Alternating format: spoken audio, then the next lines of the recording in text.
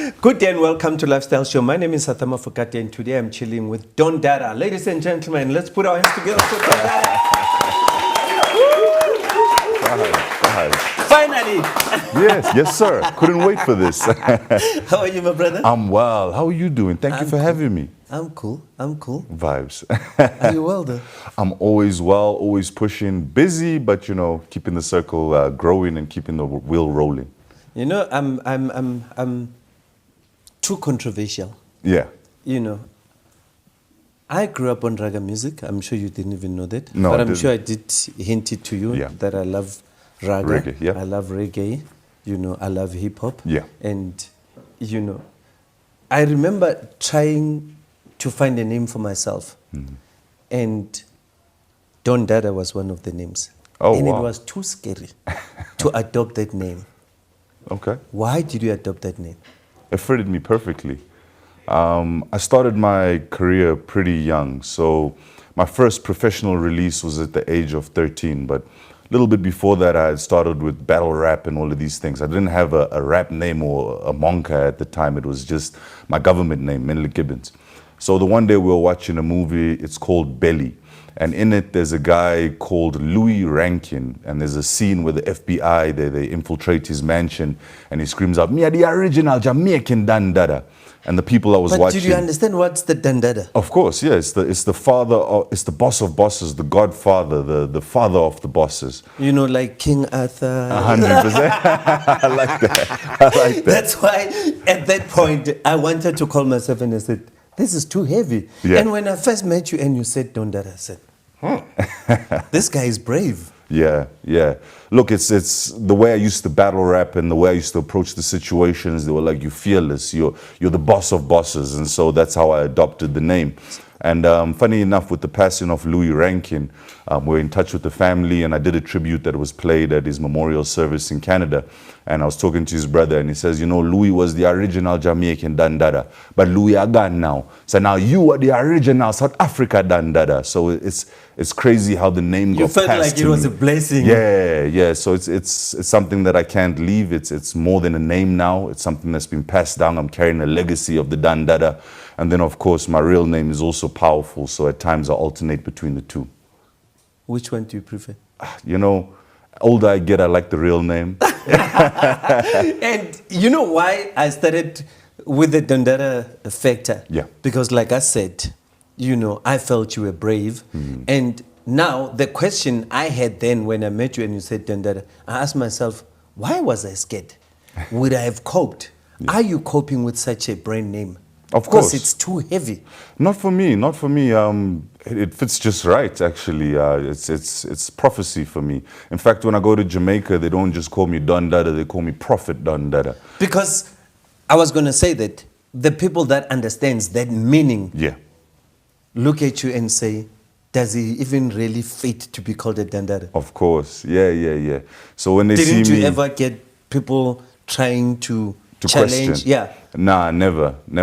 When they meet me at first, they say, you are a very humble man. And when we're in the studio and they see me record and whatnot, they're like, my king, the way you sound, it's like you can run down a lion, you can wrestle an alligator. So I say, yeah, that's why I did Don Dada. And they say, nah, it's a true thing. So, that's how it fits in. Your stage name is something that some people grow into. For me, it was something that was placed on because of who I am. So it feels perfect. You challenging me to do something that I've never done, ever since I started the show. Yeah. And just because I'm a reggae and raga fan, I'm tempted to hear something now just because of how you sound, the accent that some of us fought to have. Yeah. You say it with ease. Oh, bless you. It's like you're the real Don Dada. Yes, sir. Yes, sir. Unlike with us when, by then, it wasn't as huge as it is now. Obviously in this country, reggae is no more like the way it used to be. Yeah. But then, are you one of those that are not scared to freestyle? No, I'm not. In fact, that's how I started my career. For the better part of 10 years in the beginning, I was just a freestyle artist. Now I've gravitated more towards the studio type of things, but I make sure every morning when I wake up, I give myself at least an hour to 2 hours of freestyle practice, just so that I feel comfortable with what I'm doing. I don't want to get old with the style, you know? Yeah. But are you going to bless us with something as an opening, but it must have the word Don Dada in it? All right. It's a big tune. Stepping up, me have to shine on them. It's a big thing. How them want to see me diamond? If me grind on, then me have to get a shine on. It's the Don Dada. Now me have to tell them sign on. Lifestyle show, big thing. Arthur Mafokate. If them talk about me people, then me have to catch a body. Now question. Now me take it back to the start. Change places. Now we change it like them change heart. Boom. Wow. Thank you. And what are you doing with this talent? You know, I'm trying to be an artist. I'm joking. Before you even get there, because I want to get to the issue of the artist. Yeah. Your surname is Gibson. Yes, sir. Gibbons. Gibbons. Sorry. Yeah. Gibbons. Yeah. Who's Don Dada? So Don Dada is a young man that grew up in the south of Johannesburg, Terfontein to be exact. I started my career at 13 as a hip-hop artist with the help of an elder from Dr. Victor and the Rasta Rebels by the name of Gus Smythe. He was a trumpet player. I elevated my music from there with the freestyles, finally making it onto 5FM. I think I was in grade 9 at the time, where they came and they did the whole breakfast show from my garage, Gilman Make Us Famous. Wow. What a great experience that was. From there, I went and studied sound engineering, Academy of Sound Engineering. But did you go to a normal school? Oh, I went to a normal school in the beginning. From there, sound engineering. Once I had completed my sound engineering, I decided, you know what? I have to start my own company. There's not enough jobs in the industry for us, so we've got to find our own way. We started RuFF CuTT Studio, myself and my father, where I dropped my first album. It was entitled Avant-Garde. That was in 2017. We followed that up a couple of months with the song Viva Mandela. Viva Mandela went multi-platinum in the space of 4 months, selling 2.8 million downloads, which was a great achievement for us. Following that, we started spreading our wings. So we did an interview with Canada. Listening In was a man in Jamaica. He loved what he heard, sent me a beat. I recorded it, sent it back. He was like, I'm not going to promise anything. I'm going to shop it around Jamaica. Let's see what happens. Now, like I said, I had started, this is all in hip hop. So he took it, he shopped it around in Jamaica and came back and said, look, Tough Gong International are offering you a distribution deal. Gong. Tough Gong, Bob Marley's Tough Gong. But you understand, for us that love reggae and raga, it's huge. Yes. It's huge. Yeah. Tough Gong is not child's play. It's not a joke. And so, of course, I said, look, I'm definitely interested in it, but not for myself as an artist, as Don Dada, for my company, RuFF CuTT Studios. So I got distribution for the entire company. I'm able to take my artists and release them through a Tough Gong International in the Caribbean, which is a beautiful thing. But I also said I do not want to lose my African touch. So there was a company, Content Connect Africa. I work very closely with them. They do my ringtones, Antos and the family. So that relationship has sustained from my first album until today. I work very closely with them. And they're like a second family to me. In fact, part of my band is Veli Shabangu. That's my drummer. So keep it in-house and family. That was the journey of beginning with Tough Gong International. As we branched off from there, we started getting into the industry a bit more, which came my nominations for the Hip Hop Awards. Every year I release an album, and so I got 4 nominations to date. Also nominated for Best Reggae Album at the Summer Awards last year, as well as being elected as a voting member of the Recording Academy, otherwise known as the Grammys. Congratulations about that. Thank you. Ladies and gentlemen, Grammy Award judge. Yeah. Listen.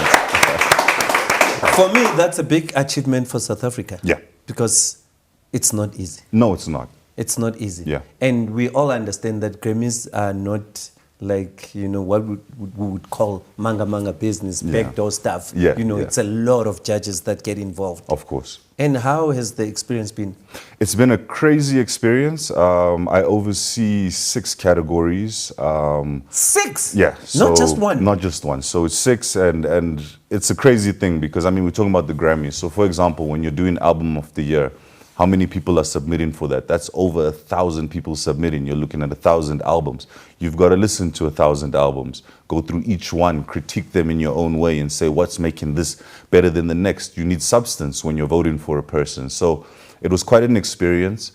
And also quite a relaxing one for me because I love listening to other people's music and seeing what's going on. So it opened my mind quite a bit. And I'm also quite proud to see South Africans on the list. So it was great to see us represented, not just in one category, but in quite a few. Yeah. And people that are not necessarily mentioned all the time in media at home are there and they're doing their thing. One girl I can mention, Nayoti Parker, big up herself in Cape Town. She was in the hip-hop category, so very proud of that. And I can't wait for next year because as it goes and it grows, we grow with it. So it's an amazing opportunity that we hope as South Africans we can capitalize on. You know, your story is so beautiful. I don't even know where to start. I'm thinking, should I go back to Taffontein? Yeah. Should I now talk about Tough Gong? Should I talk about Grammys? Should I talk about your album? You now have to direct me because you also spoke about your RuFF CuTT label. Yes. Look. Did you release artists? I did. I had actually, so RuFF CuTT was interesting. When I began it, it started off as an independent little, so I hadn't registered anything. I was just recording some guys in my room. One of the artists, Crazy Lou, who had come from Jozi. Crazy Lou? Yes, so he was one of my artists. I also had Bentman, who was the son of Charles Taylor, the ex-president of Liberia. So you worked with Crazy Lou? Oh, for a very long, Lou's like my brother. Yeah. Wow. So those were my first two artists, and then of course mine. When we released those albums, we realized something very important. Number one, because we were not a record label, Musica, we were dealing with CDs at the time, Musica would not take our music because we did not have a catalog. It was only 3 of us. Yes. So we realized, okay, we have to go independent with this thing. So we made our CDs and we'd go to all of the hip-hop stores in Johannesburg and just give them stock. And come every Friday, we'd do stock takes, see how many we sold and so on. And we realized our marketing was not good. This was before social media and everything. And so we went back to the drawing board and we had to reanalyze our whole marketing plan and how we're working on this thing. So it taught me very quickly how to do business within the ecosystem, how to market yourself within the ecosystem, and how to be independent without the needs of all these major distributions and so on, which is something I carry with me to today. We have our Tough Gong International, we've got CCA, but myself, I am very much so independent, owning all of my works, controlling all of the bodies around me, making sure that everything goes to the vision. So I have to thank that. But the bravery to do that.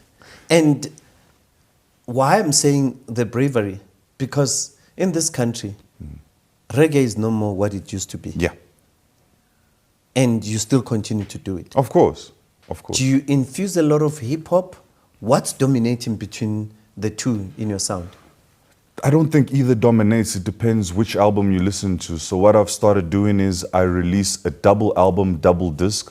One disc strictly hip-hop, one disc is the reggae vibe. So it depends on what you're listening to. When it comes to reggae music, you're right, it has taken a bit of a lull when you look at the major airplay and so on. But something that people do not know is that South Africa has the biggest population of Rastafari than anywhere else in the world. What? Jamaica has a population of about 3 million people. This is the entirety, the island of Jamaica, and not all 3 million. But you're right, because Zimbabwe, for an example, a lot of African countries are into reggae. Hence, some of us grew up listening to reggae. Yeah. I mean, I would mention Zim, for an example. Yes. Because the guy I was doing music with was from Zim. So that's why we have big numbers. Yeah, well, South Africa, if you go Western Cape, near Knysna, it's the biggest population. You're looking at about 2 million Rastafari just in that region. So you're almost reaching the number of the island of Jamaica. That's a huge population. And that's just in the Western Cape. As you go through South Africa and the different provinces, you've got the numbers increasing. So it's interesting that our music is not played on reggae, but we're represented when you talk about religion. They always try I was to going to protect say Rasta. that, but we shouldn't make a mistake of saying just because you are Rasta, then you like raga or reggae, for example. 100%. But in this case, they do even support the music. Is that what you're saying? In this case, so they will protect the religion, but the music does not get promoted or get put onto platforms. The reggae artists. I'm a Rasta, yes, a born Rasta, Rastafari. Okay. So another common misunderstanding about Rastafari is that people think Rastafari is just one thing. You know, when you look at Christian, you've got Anglican, you've got Catholic, you've got so many sects of Christians within Christianity. Within Rasta, there's many different types of Rastas as well. So you've got some Rastas that read the Bible, some Rastas that ban the Bible. You've got some Rastas that wear their locks free like me. You've got other Rastas that only wear turbans and believe that if you wear it free, they might as well be walking naked. So you've got all different types within there. And I always like to say to people that another thing that I find interesting with Rastafari from my point of view is that every religion has its own manual, its own book. Christianity has the Bible, the Muslims, Quran. Rastafari's book, the Bible. And so does it not make it a sect of Christianity? Now, when you start now looking deeper into the Bible and you start looking at people like Samson and talking about the vow of the Nazarite, that is Rastafarianism. It's just that now we have labeled it Rastafari, but before it was called the vow of the Nazarite. You spoke about Samson, and you've got long hair. Yes, sir. Do you sometimes worry that if it gets cut off, the powers might... Never that. You know, I've had my hair my entire life. I've never cut my hair from my birth until today. I don't believe that my power comes from my hair. I feel that my hair shows my devotion to the Most High. It also shows people that look at me that this man has never been to jail or anything. Because if you go into prison or jail, they cut your hair. So if you see me with this long hair like this, you can rest assured that I've not been in any legal problems before. I'm an honest gentleman. So for me, it's more a symbolism than a point of power. If you cut my hair, my power will still be there, although I do think I'll jump a lot higher and run fast. Okay, I can ask this question. Yeah. It's now unbanned. Do you smoke weed? Yes, I do. Is there a certain belief about smoking weed when you are practicing the religion? Well, marijuana is seen as a plant of enlightenment. It's believed that it's the plant that was found on the grave of King Solomon. It's also a holy sacrament. So if you go and you have a look at the Catholic churches in the Vatican, when they work here, walking and swinging that thing, within there, there's some mpepo, there's some marijuana, there's a whole lovely mixture going on in there. So it's a holy sacrament. It's not being used in a recreational form. It's not being used as people would use alcohol. It's been used in a form for prayer and meditation. That's why they would say that I feel high because I'm feeling higher and closer to the Most High. I'm asking this question because when I was rehearsing as a kid, everybody that I was working with most of the time, elders, because I was a kid trying to make it in the music, smoked. Okay. And I got to love the smell, but I've never smoked. Yeah. How dangerous is it? I want to try it. Look, I'd recommend you to be very careful when you try it. Don't just jump in with both feet and get the strongest one. You may not like it. So there's look, variation. There's different levels. Yes, there's different... heard about some country names, like there's Swazi, there's Malawi. Yeah. So, I mean, those are, what you're talking about is land races. So land races are basically the marijuanas that come from a specific region. So, for example, you've got AK, which is the Afghan, which comes from Afghanistan. Swazi, which is the land race from Swaziland. But they say that one, hits you. It depends. Why you guys laughing? No, then I must start with South African. You know what I mean? Keep it local, keep it nice. That's the way. No, as I say, there's different ways that marijuana is used. There's different components within marijuana. So they say the psychoactive effect, the thing that makes you feel high and so on, is something called THC, tetrahydrocannabinol. Now this is something that was what was used to make marijuana illegal, right? So when they were talking about hemp and so on, hemp was minus the THC. It had more CBD. CBD is now talking about medicinal. So they would use that more for cancer, for your rubs and so on. So you have different types of marijuana that's for different usages. You've also got stuff that they would put into edibles. So now you can go and buy marijuana gummy bears and chew those. I'm actually shocked. I know you. Yeah. I know Don Dada, Yeah. the humble Yeah. artist. Always with the mother. Of course. But then what you're now saying to me is something, I'm now shocked. You're gaining much more respect from me Yeah. I've always respected you, but you're gaining much more respect because of the knowledge that you have and the things that you're saying. I even forgot that we're supposed to be talking about music, but I'm starting to get excited about knowing the character. Yes, sir. Yes, sir. Let's get back to the music. Okay. You did the Mandela song. Big song. Yes, sir. Was it released overseas? Released everywhere, and it was only on digital platforms as well, so that was very important to me. The reason why digital, I wanted to make a point that we're in a new age right now. Don't be afraid to put your music onto all of these platforms. At this point in time, and I say this to all the young artists, what is the value of your music? Remember before they would say on Apple that a song was $1. Now songs don't actually have an intrinsic value. You pay for membership, and from membership you listen to as much as possible. Yes. So what is the value of your music, and what is the purpose of these platforms? Perhaps it's for the advertising. So with the Viva Mandela, my whole point of this was to put it on platforms and to make it go as far as possible as an independent artist, to show people that it is possible. You do not need big companies behind you. You do not need people pumping huge money into you. All you need is drive and belief in yourself and a strong, solid team, and you can touch the globe. And But you had to be smart. You had to choose the biggest brand name in South Africa. Of course, Madiba Magic. That was the plan. You wanted the magic. Yeah. Okay? That was the whole plan. You'd get attention everywhere in the world if you say, I'm doing this song. 100%. And it worked. It worked in like it was a 50-50 thing. So it worked in terms of getting the numbers. In 4 months, we had sold 2.9 million downloads. Beautiful thing. In South Africa, though, when the song was released, it was supposed to be obviously the celebration of Tata Nelson's life, and it was his birthday, so 100-year celebration. It was going to be something amazing. And as we're getting closer to the date, all of my partners started to pull out because they were saying we did not realize that it's also the 100th year of Oliver Tambo. So we're not really going to be supporting what you're doing. We're going to be putting all of this into supporting the Oliver Tambo Centurion, which then now left me in a precarious position because I'd put a lot of investment into this song. I was expecting a lot of support, and it didn't happen. But as you say, there's that Madiba magic that it doesn't matter what's going on around, just people started picking up on the song, the downloads on the ringtone started going up. It was just an amazing thing to see, and the closer we got to his birthday, the more the momentum picked up. So it was a special thing for me as well. But what was wrong in putting the two together?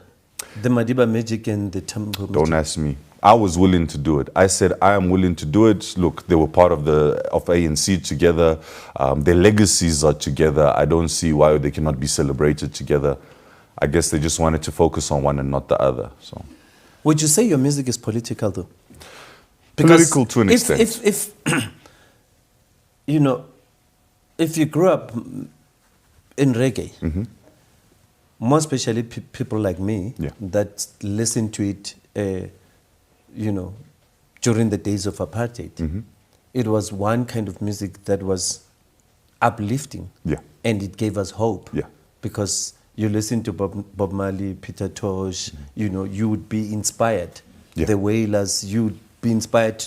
You would have hope, of course, that something great is going to happen, and let's hold on. And not that I understood what I was doing. My late brother is the one that was playing that music, and you know, we were playing it on vinyls, and I would understand what's a chorus, what's a verse, and you know, and reading the lyrics, you know, inspired me. Yes.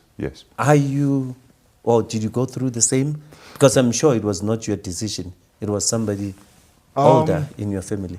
Well, you know, with reggae music, so I grew up in a reggae household. My grandmom, she used to listen to reggae before I was born.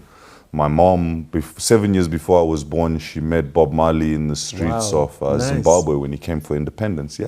So that's where my middle name comes from. Stadium was sold out. It was. So my name is Menelik Nesta Gibbons. His name is Robert Nesta Marley. They made a promise that if she has a son, she'll name him after him. That's where my name comes from. Nice. My father, he met Peter Tosh. So that spirit of rebellion is in me. It's something that I've had for a long time. And regardless of the music, my grandparents were also people that helped freedom fighters in their struggles. You know, we have a long lineage of being involved in these type of things. And so with my music, it was actually weird to see me go in the hip-hop direction, because hip-hop was not representing the struggle of our people. Hip-hop was more egotistical and self-centered. And when I had my daughter, I decided that I wanted to make music that not only entertains, educates, and also music that I can play in the house for the entire family, from the youngest to the oldest. With the hip hop, I had to hide it from the older ones, you know. So that's where the reggae thing really came in for me. My music is more rebellious. I don't want to say political. Why do I not want to say that? Because when you say political, then the next thing is, in which direction is the politics? Is it for the people? Which party? Is it, what are your beliefs with these things? And that's not what I'm about. I'm about fighting for the people and the problems that we see: unemployment, drug addiction, teenage pregnancy. You know, these are my plights, the plight of the people. So politics, no. Rebellious, yes. Well, how would you call it rebellious, though, if you are talking about you are being pro-educational? Because they don't want us to talk about these things, especially on mainstream radio. Those are not songs that play. They want you to talk about Tevin, they want you to talk about good time. They don't want you to tell them that they're doing a bad job or that you got my people living in shacks, and that's what I talk about. And so it's rebellious, it's against what people want, but they're gonna get it anyway, because there has to be balance. If you're having a good time, there must be someone who brings serious. If you're being too serious, there must be someone who lightens the moment. There must be balance. So I bring that. When I listen to you talk about your music being rebellious, one thing that comes to mind is, does he even vote? Yeah. You do vote? Yeah. So you do have beliefs of certain people 100%. that these ones can take us 100% forward? 100%. You know, when I started on the podcasting sphere, my first podcast was on 1912 online radio, which is part of the communication division of the Johannesburg region of the ANC. Wow. So I've done all of them type of things. I just personally decided with my music, my message is for the people. We can have our own personal beliefs, and that's you. But as someone who is a public figure, when I speak to the people, I speak to all the people. I don't speak to a segment of people. And hence why I try and keep my political beliefs to myself. Wow, that's very interesting. Thanks. The new album, Peace, right? Yeah, the new single, Peace. Yes. Why Peace? Because we need it. We need it. There's so much going on in this world right now that is anti-peace. There's wars, nation against nation. There is communities warring against each other, brothers and sisters warring against each other on this African continent. Some call it xenophobia. We have wars within communities with drugs. We are fighting teenage pregnancy. We're fighting women abuse. There is so many different levels of war going on in our life. How do we bring peace to that? Unless we ask for peace. So the song Peace, originally, the original version of it was Bob Marley's song War, which is the speech given by Empress Selassie at the United Nations. And so I listened to this and I thought, what a powerful message, you know, it's a powerful message and it still rings true today. But for all these years, all we've been hearing is war, war, and war, and more war. Well, I'm gonna be the one that calls for peace, and hence where my concept came from. You just spoke about the emperor. And I'm thinking Ethiopia. But on one hand, I'm thinking Jamaica. Yeah. What do those two countries say to you or mean to you? And why? And which one do you prefer the most as the originator? It's hard for me to prefer one over the other, and I'll tell you why. Jamaica is seen as the 6th district of Africa. So the Africans just not attached to the continent. I do not want to be one of the Africans that try and cast away our brothers. So I do not prefer anyone over any of my brothers and sisters. Those are our people. Ethiopia, lineage of kings from the Kebra Negus, which is the Book of Kings. Now, this is one of the only lineages that you can actually look and trace back all the way to the Bible, because this, the lineage of Emperor Haile Selassie. That's where I wanted you to get to. Yeah. So the lineage. Because I never thought, I never thought you were this smart. Oh, well, thank you. I know you are humble. Yeah. I know you're a good artist. Yeah. But you're actually more intelligent than I thought. Oh, well, thank you. You know, that's why I'm challenging your thoughts now. Because I'm that type of person that people think I don't know much. Yes, sir. And now I've got... We're the same. Yeah. So we can have a chat about these things. Yeah. No, so like I was saying, the lineage of Empress Selassie is direct descendant from the Bible. So we're talking about the lineage of King Solomon, the Queen of Sheba.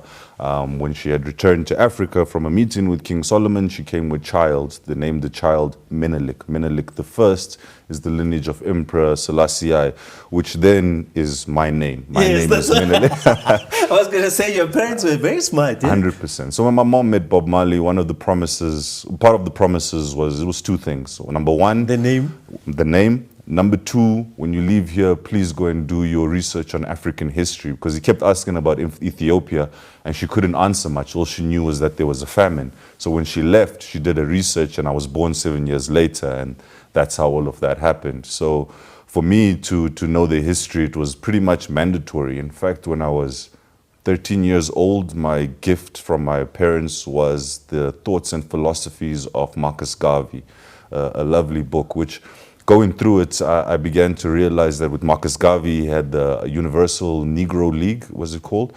One of the biggest branches was in Cape Town, which gives birth to black consciousness, and Steve Biko. And one of the artists sang about Marcus Garvey, wasn't Bob Marley? Or? Well, a lot of the artists Yes, sing of but Marcus Garvey, yeah. There was that popular... A popular song, yeah. Yes. Well, Marcus Garvey also is the man who coined the phrase one love. Yes. One love is his term, which was then made famous by Bob Marley, Yes. which is now the slogan that's carried forward by Rastafari. So he kind of birthed a lot within that movement. And then in South Africa, like I say, he gave birth to Black Consciousness, which is then Steve Biko and that line of thought. So he's a very influential man, and this is before, man, this is during the days of ships. He was bringing people back from the West on ships back to Africa, to the point that the West got so angry with him that they seized his ships away and tried to take his wealth away from him. So there's always been black people that have been fighting for the rights of black people and the emancipation of black people, and there's always been those that have been trying to take them away from it. You're talking about conscious music. You're doing reggae, you're doing hip-hop. Yeah. Is your hip-hop conscious? Because you mentioned Crazy Lou, and I know Crazy Lou to be crazy. So I'm trying to put the two together. I'm trying to put Crazy Lou and consciousness. Yeah. You know, Luther was a very interesting guy. Lou was not one-dimensional. He was a very, very deep guy. That's why I'm smiling even when I think about it. 100%. So the first time I met crazy Lou used to be. was at Urban Brew Studios with his brother Marvin Cohen, and we were sitting outside and we had an hour conversation about, was it the Quran? Lou was really into the Quran and he was going through it at the time, and we were talking about religion and spirituality, and that's how I met him. And as we would go on in life, he started changing his name in Monkers. So he was Crazy Lou. He had his house DJ named DJ Bruce Lou. He had all different vibes. But as a man, when you sat with him, one of the most intelligent people, one of the most spiritual people. So back to your question, in my hip hop, does it reflect my consciousness? At times, it depends on what I'm trying to convey with that album. But as I said, hip hop for me, I see it as a very egotistical genre. It's all about me. Oh, so you play when you do hip hop? It's You're a doing facade. another character. Yeah, yes, sir. Yes, You're sir. not this No, smart. I'm not Menelik. I'm not Menelik. Wow. That's for the reggae, yes, sir. Oh, but for reggae, you don't compromise. For the reggae, I don't compromise. It has to be for the people. It has to be for all age groups, and it has to be for every skin tone. Music is for everyone, and so that's how I make my reggae. With the hip hop is for the youngins, man, for the YNs. Let them do their thing. So yeah. But how far reckless do you go when you do hip hop? Look, South Africa is not America. So number one, no cussing. That's not something that we're doing on my stuff. Number two, I like fully dressed women in my videos and my music and my circles. So that's another thing. I think it's free in the style of what I'm saying. But if you listen to the content of what I'm talking about resilience, uplifting oneself, uplifting the people around you. So it may sound aggressive in tone, but the message is a positive one. So that's the way that I use it, because I realize that in South Africa, we're in a place that's been through so much apartheid. We're still trying to unite as a people, 11 official languages, 11 different cultures. It's a melting pot. And so with your music, you have to tread very carefully. You don't just put anything out there. If you were to pick one hip hop song that you did that's commercial, which one and why? Oh, man. I would have to go with my last release, The Heart and the Mind. The song is entitled Kemonati Fela. I like it because it's got that Northwest vibe to it. You know, my Mutswako brothers, big up. So did you feature some Mutswako people? No. I just use the Mutswako style, you know. And then, of course, I love it because it represents home. I think Mutswako that's also, in English? Yeah, Mutswako. The chorus is not in English. Yeah. The verses are in English, but the chorus is not in English. What, the verses? Yeah. Yo, still big #1. Holding it down, it ain't easy, believe me. Say what you want, I ain't leaving. Achieving, student of the game, do your thing. They can't beat me. This is what we want, entertain like the TV. Do your thing, SABC. For the love of the game. I can't remember it off the head, but yeah, something like that.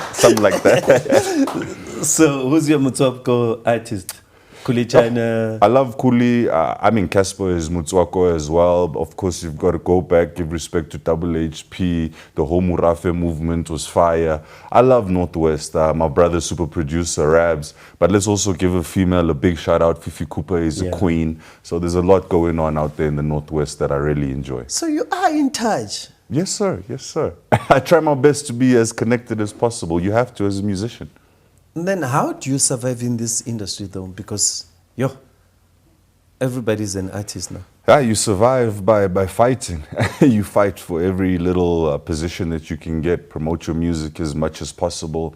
As I said, the value of music has dropped. Streaming doesn't pay as much as it did. Performances is more of your thing. Try and get yourself as many alternative revenue streams as possible. Don't just rely on one. And this is something I tell the students at the Academy of Sound Engineering. So apart from being an artist, we produce, we also put other people's music out, we publish, we do podcasts, I'm a radio host, I also do community work and philanthropic work. There's just so many different things that I try and fill my day and my schedule with. Not all of these things amount to money. But I believe in life, not everything has to be about money. Sometimes you have to do things for the love of it, and music is definitely one of those things. But they also help the brand as well. Yeah, look, this is also a conversation I have with younger artists. I hate this thing of saying the brand because it refers to us like we're surf or we're just a product on a shelf.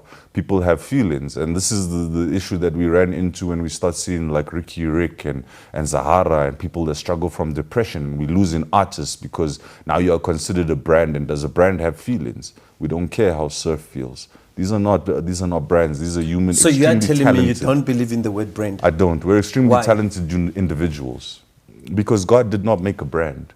But who are you? Myself. Don Dada. I'm Menelik Nesta Gibbons, the son of Moses Gibbons, son of Layla Gibbons. And that's how you describe yourself, right? That's how I describe That's how myself. you describe that brand. Yeah, that well, it's not a brand. It's not a brand. It's not a brand. That is the person that I am. Brand, if I Would had you to say say you're a a brand, character? I would separate that from myself and then say RuFF CuTT is the brand. The studio is the brand. And how would you describe yourself if you were to do away with the word brand? As a person, extremely talented individual. That's who I am. I'm an extremely talented individual that was blessed by God, and I believe that in one way or another, we're all individually extremely talented. But RuFF CuTT is a brand. RuFF CuTT is the brand. Why is RuFF CuTT a brand and you are not a brand? So when you want to sue the brand, you will sue RuFF CuTT. But if there's any other problem, then it's the individual, and I did nothing you can sue to the you. company. Yeah, go ahead with that. Yeah. That's not me. It's not me, sir. Because I'm trying, this topic, one day when you come back again, Yeah. I want you to go research. Yeah. Because I feel like you are a brand. No, You I just don't want to call I yourself don't want a to brand. be a brand. Yes. I don't want to But be a you brand are because a brand is because impersonal. you can't be doing all these things and... A brand is impersonal. I feel that as a human, number one, I mean, God made us to work. He didn't make us to sit. So I have to be doing all of these things, number one. It's part of my work process. A farmer doesn't just sit at home. A farmer is gathering the seeds, is plotting the weather, is then planting the seeds. While those things are growing, he's looking and thinking, what can be the next thing that's coming on? So But he's you already want to be planning a a unique strategy. farmer? But he's not a brand. Do you want So- to be a unique farmer? No, I'm not unique at all. So you don't want to be... All of us are not unique because music is not new. There's nothing So when new you under the do sun. radio, you just do it for fun? I do it for me, yeah. You don't want to inspire somebody. I do it for me. If they're inspired by me. What is your show like? On My radio? show? Ooh, Yes. my show is wildness. My show is wildness. It's about coming in and showcasing your talent, being as free as you can be, and not letting people restrict you or tell you that this is wrong. What's So- the platform? So the platform right now that I'm utilizing is YouTube. I've created my own channel and I'm pushing my own stuff by myself. Prior to that, I was on Bogart Man Radio. I feel that now by myself, I have more ambit to bring the people in that I want to. So it's better being free. Oh, so it's not like a 24-hour channel. No, it's not a 24-hour channel. It happens once a week on Fridays from 5 o'clock to 7 p.m. That's on my Facebook Live, which would be my behind the scenes and all that. And then from Sunday would be the release of the edited podcast. So you can watch both.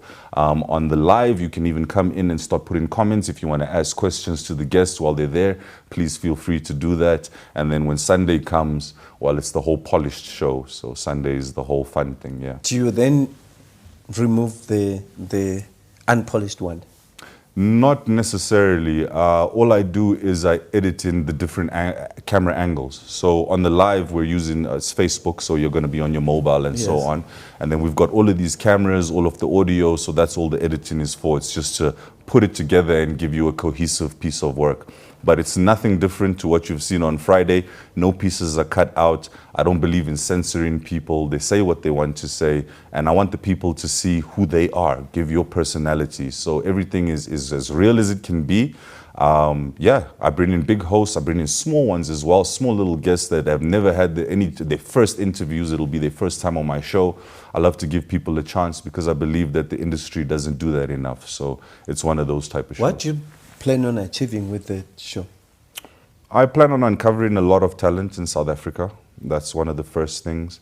I plan on giving people platforms to get their voices out, especially those that have felt that they've been suppressed, and especially the genres that have been suppressed. I feel that coming from a genre like hip-hop and reggae, those were two genres that had to fight for their spaces. I know what it's like to have to fight to get onto platforms. I would never wish that upon anyone. And so the future of that show is to become the platform opener for everyone. When you come on there, the doors have opened for you. Why is your mom always with you? I love her. That's so sweet. Thank you. I love that. Yeah, though my mom is my manager. You know, my mom's been with me ever since a child. I mean, this is the only person I can trust in this world. One thing they'll tell you in music is that everyone is out to get you. Don't trust your manager, they're going to steal percentages. And so for me, I decided, let me get somebody that's from my family, my mother, to do all of these things, so that even if something goes wrong, it's fine because It I know affects where us it's going. all in the Exactly. family. 100%. If money's gone missing, is it missing because it's still in the family? So there'll be never a time where there's a problem or mistrust because she's been with me from birth. So for me, it's the easiest way to do business is with your family. You can whisper in my ear. Does she also believe you're not a brand?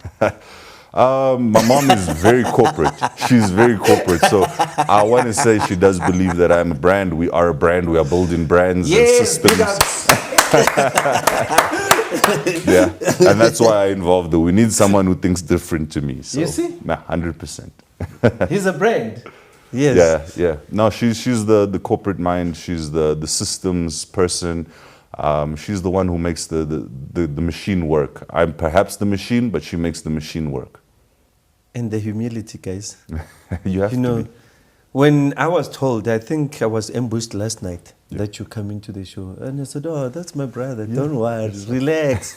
You know, you see, I didn't prepare, but we're having a beautiful chat. It's still beautiful. And when are we seeing you again? Anytime you need me. In fact, I want to move because I was looking, I saw there's another room here. I said, anytime you need me, I'm available. Yeah. I mean, to me, you're more than just a musician, a legend of the industry. You're a mentor. You're a big brother. There was a gentleman that when I began my music journey by the name of Herbert Schwamborn. Yes. He's back in Check Zimbabwe. the goosebumps. Yes, sir. And Do you know Herbert Herbert? Schwamborn, oh, that's my uncle, Uncle Herb. No, man, check what you're doing to me. Yeah. That's my uncle. That metaphysics, that's my uncle. And so he talks about you so fondly. I was working with Herbert and George. Yes. Shout Those out are to the Fame people. Days and yeah. And so for So me, you're this part is of a the full family. circle. Yes, sir. Yes, sir. What a blessing to be here with you and now being interviewed by you. It's a powerful moment. No ways. Yeah. Crazy, right? Yeah, black. What? Black I'm piece of stunned. evidence. I don't know what to I say. see you. Yeah. Wow. Yeah. They went to Germany to live in Germany. Yes, He had a yes. big studio there. He did. He They got started, married in Germany, something. Yeah, they have one of the biggest bands in Germany, Yes. one of the most awarded groups. And then he went back to Zimbabwe. He's also pushing hip hop there right now. He's between the two places at the moment. Please, I need to talk to those guys. Not a problem. I started with them. When we're done, I'll put you in touch. When we're done, I'll put you in touch. Wow, That's uncle. I'm stunned. Ladies and gentlemen, the big brain, Don Dada.